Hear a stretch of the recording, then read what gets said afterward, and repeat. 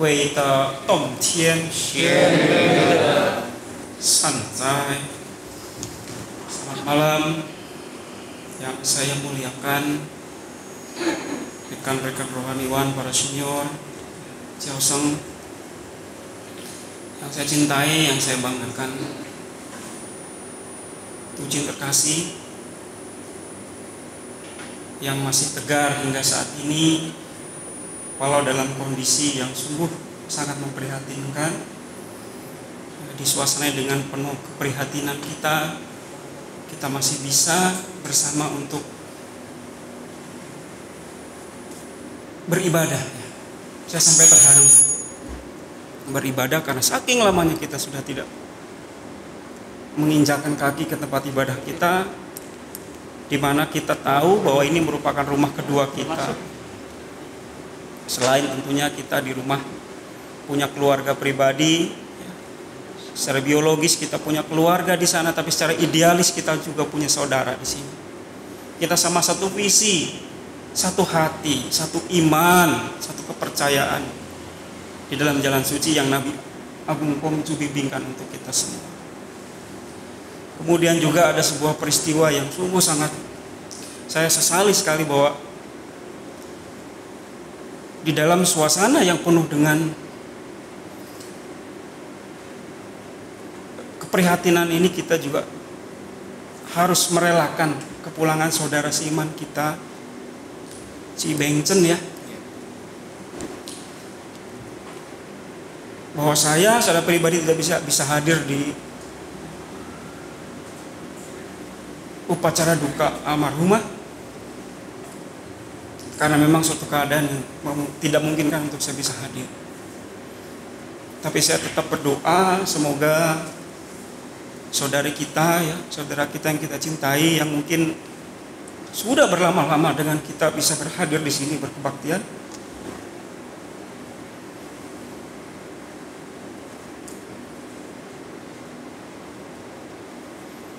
Dapat damai tentram di kemuliaan kebajikan Tuhan. Nah, itu Tujin sekalian yang saya cintai, tadi sudah kita lihat bagaimana video terkait dengan historis ya, kelahiran Nabi Agung kita.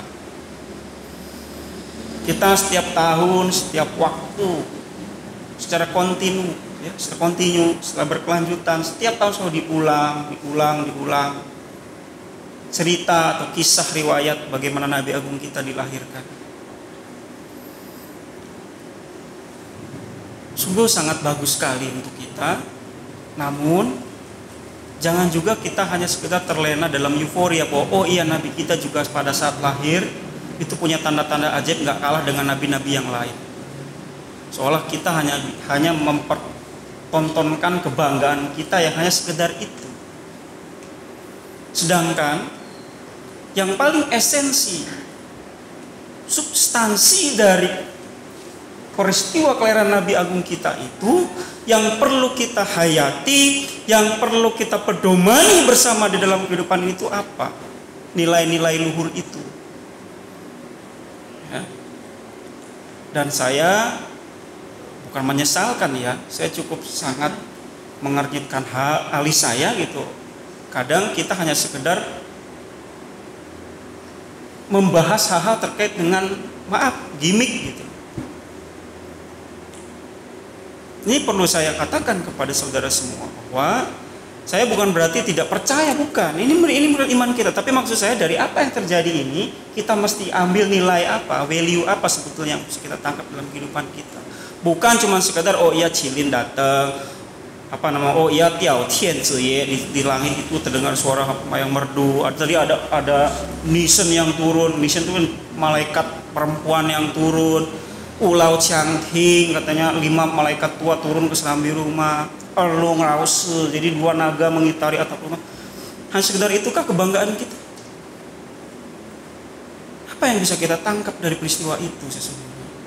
Nah, ini yang perlu kita sama-sama kita pelajari ya, dalam 15 menit ke depan. Semoga kita semua bisa sedikit mengambil intisari dan esensi dari apa yang termaktub, yang tersirat di dalam peristiwa suci kelahiran Nabi kita. Pertama yang ingin saya tegaskan adalah tadi dimulai dengan ada sebuah scene ya, ada sebuah tayangan bagaimana di awal sekali ayahnya Nabi Hongzhi bernama Hongshu Lianghe. Hong itu sebenarnya bukan marga, itu perlu direvisi videonya. Clan. Kalau marga itu Sing, Se. Kalau ini Shi. Jadi Nabi Hongzhi itu sebenarnya marganya itu Cu. Ada marga Cu di sini. Ce. Ce-nya Ce anak. Klannya marga. Klan itu jadi dulu tuh ada nama keluarga marga yang diturunkan oleh orang tua. Ada juga klan. Klan itu berarti kumpulan marga-marga. Kalau kayak sekarang itu kayak rumah abu tuh. Ya. Itu kan gabungan dari marga-marga membentuk klan baru apa? Itu. Nah, klannya klan Hong. Jadi saat Hongshu Lianghe sudah berinjak usia 70 tahun, punya anak perempuan 9, punya anak lelaki 1. Hati-hati, ini isu sensitif. Saya jujur ini, maka saya bilang saya nggak mau terlalu peduli dengan ini. Maaf Pak, kalau saya mah anak muda begini, apalagi buat kamu ini. Karena apa? Karena sesungguhnya peristiwa atau rangkaian peristiwa suci yang kita agung-agungkan ini sebetulnya ada di dalam kitab yang bukan kitab kanon Konghucu. Tahu kitab kanon? Kitab kanon itu berarti kitab yang paling utama. Ini sifatnya cerita rakyat, YNI, romanisasi, folklore. Tapi nggak apa-apa, silakan dipelajari. Itu bagian dari literatur kita. Cuman maksud saya begini. Coba adik-adik terutama anak-anak muda zaman sekarang, ketika sekarang ini isu kesetaraan gender, isu bagaimana terkait dengan hak-hak disabilitas. Paham ya, disabilitas itu apa? Teman-teman kita yang kekurangan. Nah, bagaimana Anda rasakan kalau misalkan teman-teman yang ada cacat kakinya dengar cerita ini? Silakan. Apakah benar orang yang pincang kakinya nggak bisa melanjutkan kurun keluarga? Betul?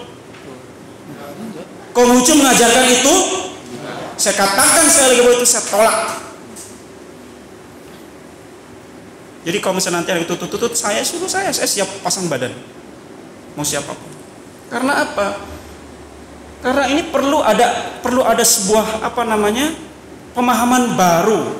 Ingat, agama Konghucu bersendikan Wenku Zixin. Meneliti yang kuno, yang kuno ku itu yang lama-lama, yang tua-tua, literatur yang ditinggalkan oleh para leluhur kita, Zixin, untuk memahami yang baru, untuk menerapkan itu pada hal yang modern. Itu baru layak dijadikan guru. Sendinya di situ ajaran agama kita. Maka sesungguhnya yang perlu kita tarik sebuah makna penting dari peristiwa yang pertama tadi itu adalah bagaimana Hongshu Lianghe dan Yang Zhengzai punya visi besar, punya tujuan mulia untuk bagaimana ke depan mereka ingin punya sebuah keturunan yang the best. Pengen uhau pada leluhur. Maka Hongshu Lianghe dengan Yang Zhengzai memohon kepada Tuhan naik ke gunung Ni. Bahkan ini kitabnya sudah saya baca. Ada 3 kitab yang menceritakan ini. 1, nanti mungkin Lause Changi bisa baca. Lause mungkin kan Congonnya lebih paham dari saya lah. Saya mah masih acak adut. Itu ada kitab Chun Chiu Wei. Itu Chun Chiu Wei itu bukan Chun Chiu Ching, bukan ya, Chun Chiu Wei. Bagian bab Yan Kong Tu. Kemudian ada lagi kitab Tong Zhou Lie Guo Zhi, itu zaman Ming. Ada lagi kitab Shi Shi Shi Tong Su Yan Yi. Jadi ada 24 sejarah umum yang diromanisasikan, diromankan. Jadi istilahnya cerita ini cerita-cerita yang dikarang oleh para pujangga belakangan, sifatnya sebetulnya romanisasi. Ngerti romanisasi ya? Roman ngerti ya? Cuman berdasar pada sejarah yang betul-betul terjadi. Paham ya? Maka Ambil deh itunya. Berarti mengajarkan apa buat kita? Mengajarkan kita bahwa dalam hidup ini, Mbok ya kalau mau doa, mau sembahyang, kalau mau terkabul, pertama harus diniatkan itu benar-benar punya tujuan yang mulia. Jangan cuma doa, minta doa, padahal nggak jelas itu doanya apa. Ditambah lagi penuh dengan kesungguhan hati, bingkai dengan itu. Bahkan di dalam kitab Tung Chou Lie Koce itu tertulis, saat Yang Chengcai dan Kongsu Liang He naik gunung ini, itu bagaimana bunga-bunga bermekaran gitu. Pohon rumput-rumput pada berdiri. Selesai bersembahyang, Kongsu Liang He, Yang Chengcai turun, pohonnya merunduk, bunganya kuncup. Ini nggak disebutin, ya. Tapi lebih daripada itu adalah bagaimana, yang saya katakan yang paling penting adalah bagaimana kita melakukan doa dengan tujuan yang mulia, dengan sungguhan hati. Niscaya deh bahasa tetangganya dijabah sama Tuhan kita. Satu. Kemudian yang kedua adalah tadi dikatakan ada Peichen, malaikat bintang utara berkata sama Yang Chengcai, kamu akan melahirkan putra yang suci di Kongsang. Yang Chengcai nggak tahu Kongsang itu apa, dia tanya suaminya. Kira-kira gini ya, Pah, kok Kongsang itu di mana? Kongsang itu adanya di bukit nih, sebuah di tepian jurang, ya, dekat sebuah gua. Itu Kongsang.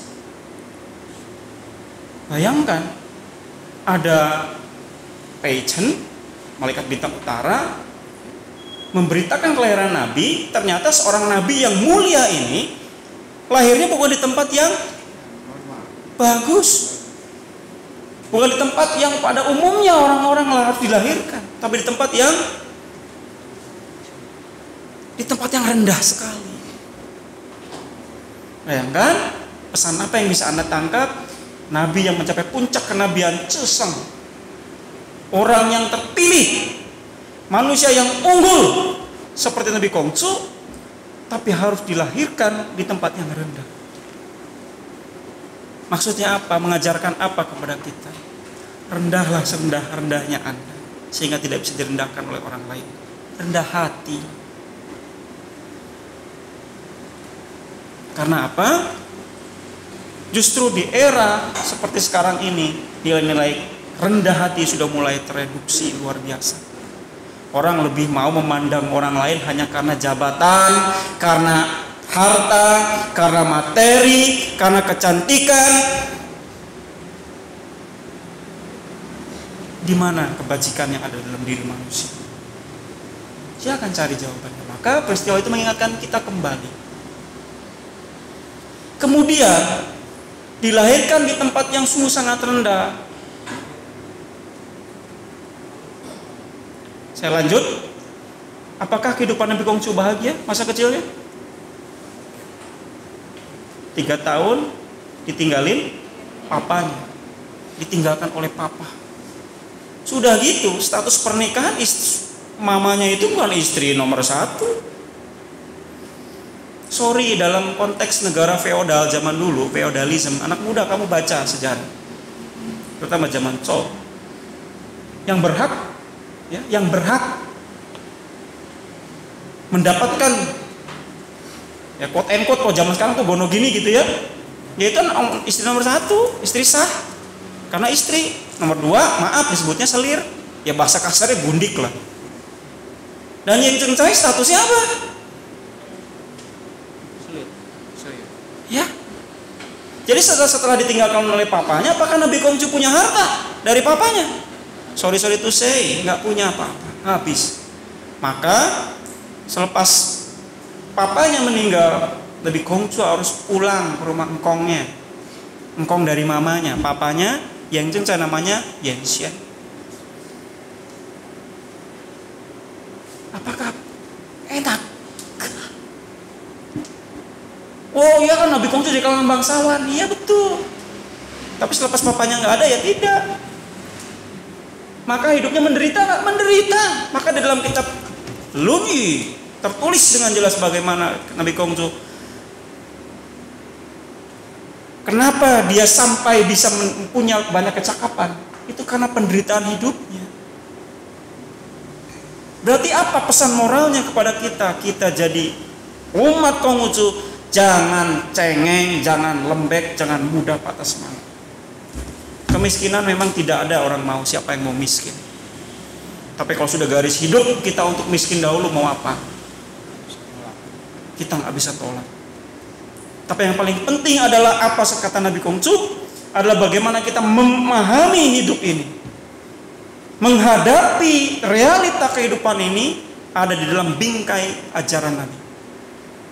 Bingkai kebajikan. Itu integritas kita, itu nilai kita, itu value kita. Karena apa? Karena di dalam suatu ayat, di dalam Lunyi 1:15 nanti silakan dibaca ya. Secara garis besar adalah bagaimana Nabi Kongcu ketika berdialog dengan satu murid, salah seorang muridnya namanya Cikong, cupong, bukan cupong tokeh, bukan ya, Cikong. Bagaimana Nabi Kongcu bersabda bahwa nggak cukup kalau misalkan hidup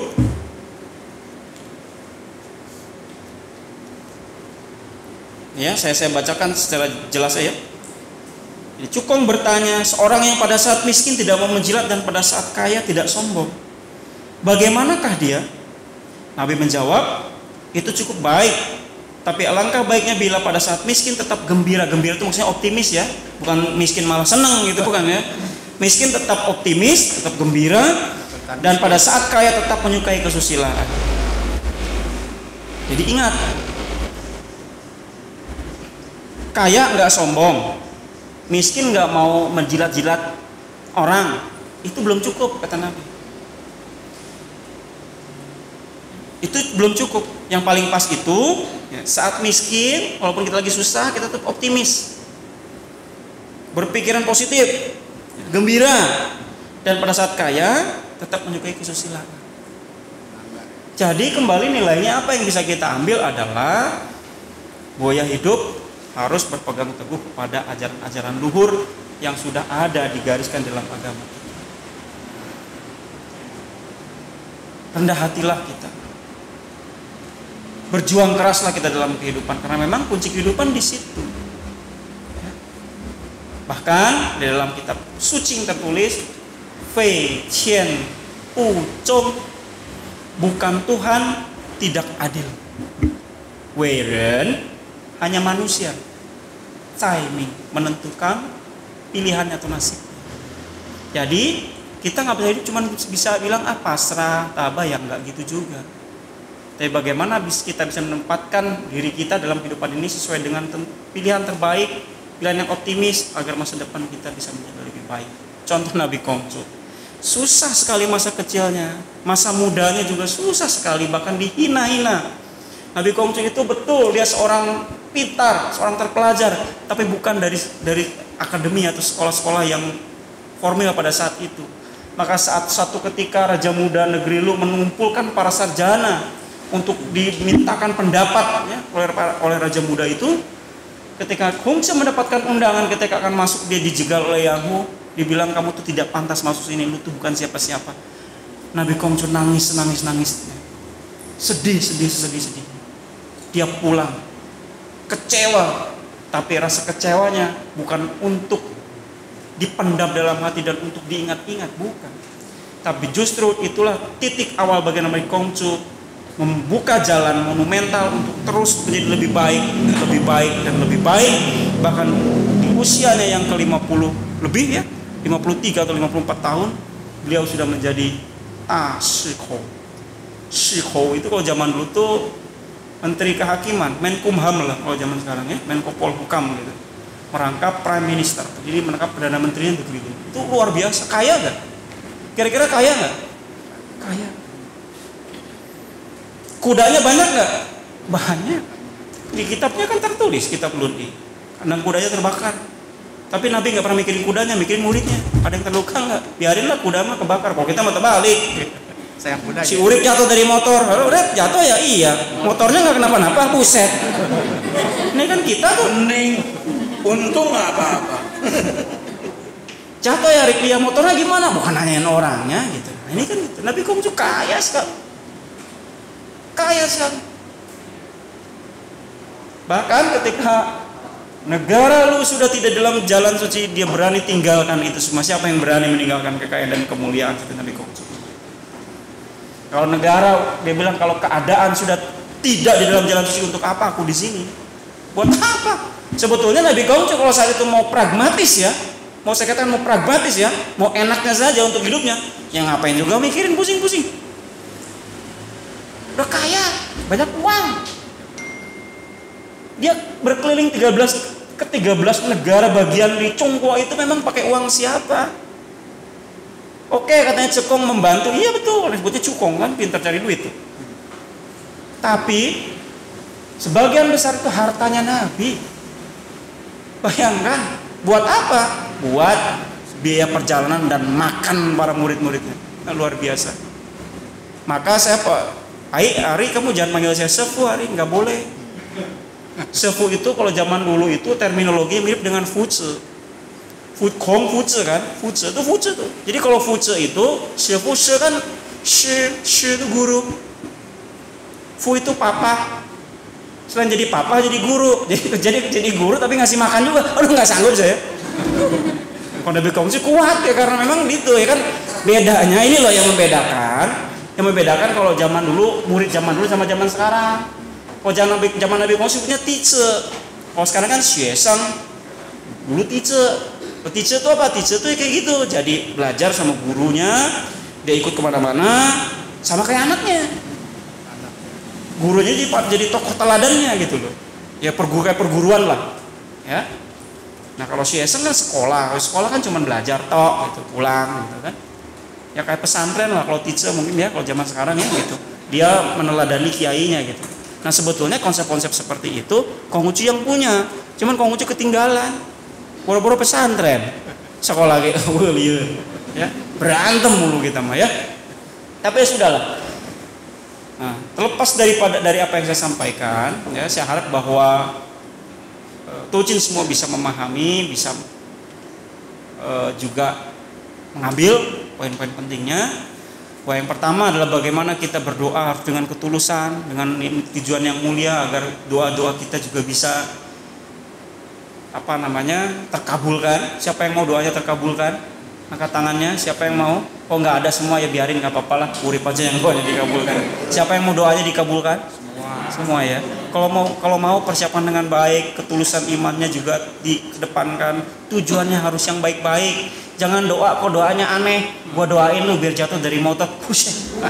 Gua doain lu biar kakinya jangan patah. Itu bukannya doa, nyumpahin.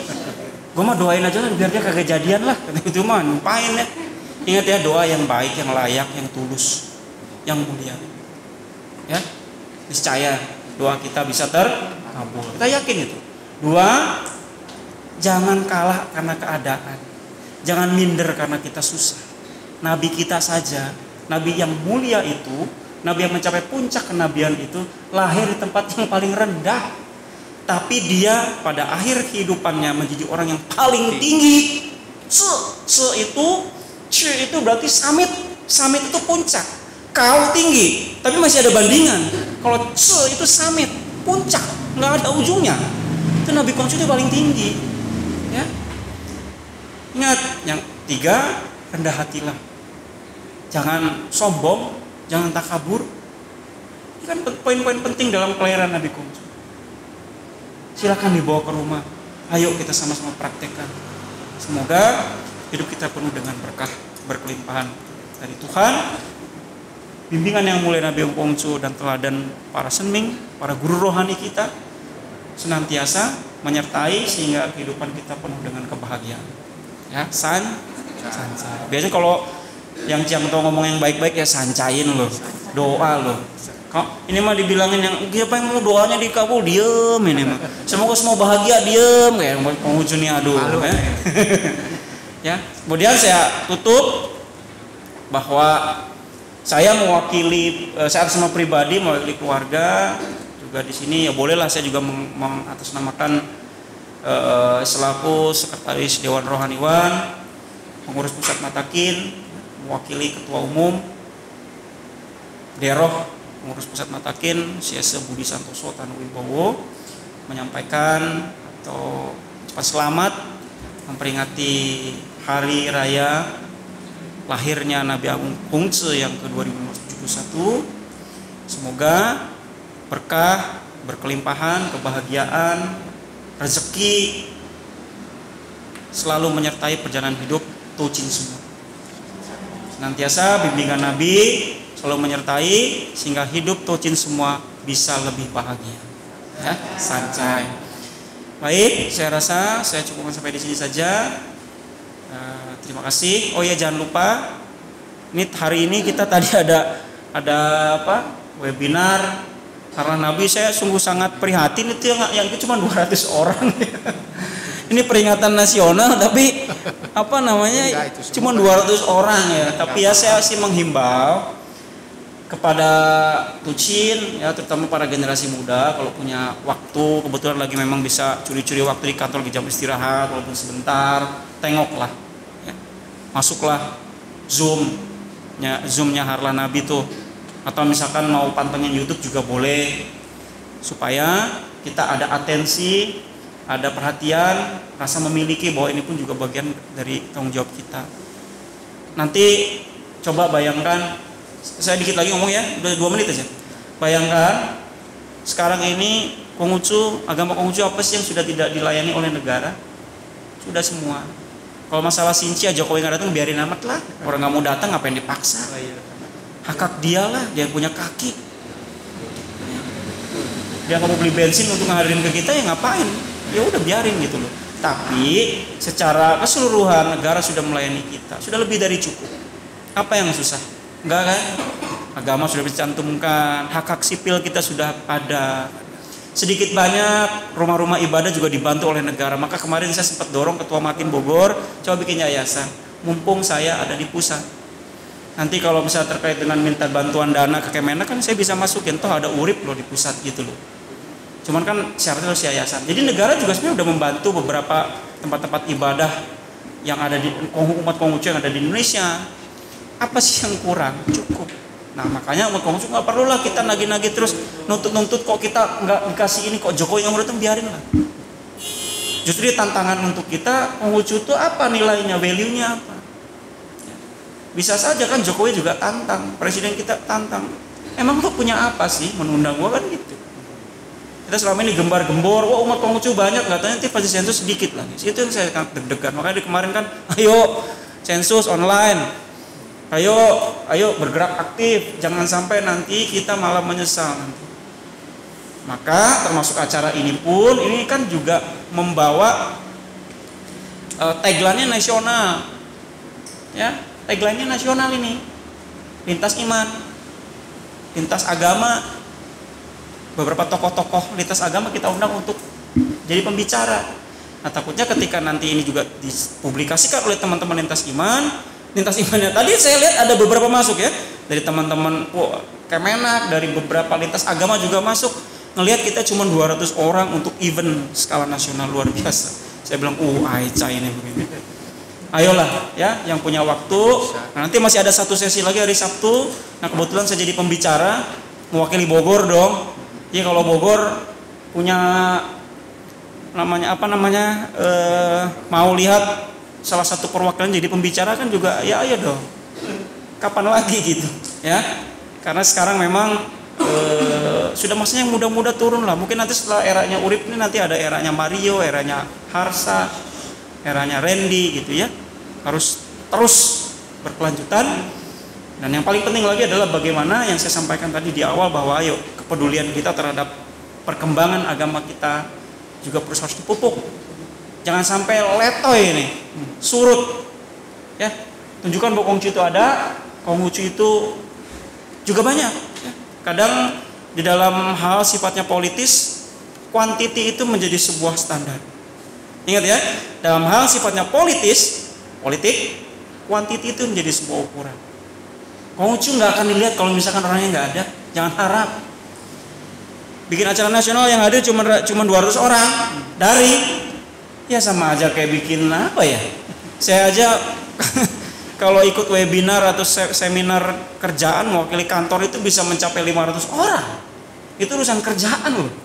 Ini urusan keagamaan yang terkait dengan umat cuma 200. Ya, mohon dengan sangat bagi yang punya kuota jangan pelit-pelit deh, ya.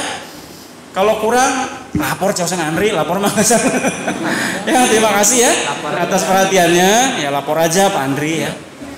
Terima kasih perhatiannya dan saya akhiri dengan salam dalam kebajikan. Wei, tong, cien, san.